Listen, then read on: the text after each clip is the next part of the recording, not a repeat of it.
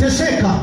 Dhambi inamfanya mtu aendelee kulia, hata kama anaingia mlango huu kila siku, hata kama anakuja hapa kila siku. Na wakati mwingine hata baba yetu angekuombea, afunge na kuomba kwa ajili yako, lakini usipofanya maamuzi ya kutembea kwenye ile njia iliyonyooka, bado utabakia kwenye kizuizi.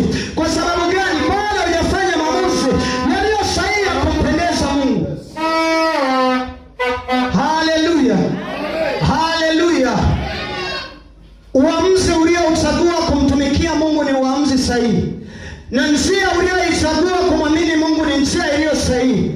Nataka nikwambie mchana wa leo, ile siku ulipofanya maamuzi ya kwamba ninampokea Yesu afanyike kuwa Bwana na Mwokozi wa maisha yako, hiyo ndiyo njia sahihi ambayo ulikubali mwenyewe kuwa huru katika maisha yako. Hiyo ndiyo njia sahihi ambayo wewe mwenyewe ulikubali ili Bwana akuweke huru siku ya leo. Hiyo ndiyo njia ambayo ulichagua ili Bwana abadilishe maisha yako. Haleluya, haleluya. Huwezi kutoka kwenye kifungo ikiwa bado una dhambi. Bwana Yesu asifiwe. Kwa sababu dhambi yenyewe ni kifungo. Sasa huwezi kutoka kwenye kifungo ikiwa bado hujakataa dhambi. Bwana Yesu asifiwe. Huwezi kutoka kwenye kifungo ikiwa bado hujakataa dhambi.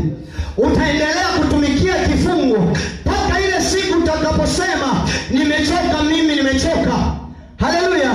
Ile siku utakayosema nimechoka kuitumikia nini? Dhambi. Ndiyo hiyo siku ambayo wewe utakuwa huru. Haleluya. Usimpe kazi baba yetu mzuri. Unajua kuna wakati huyu baba anafunga na kuomba kwa ajili yangu.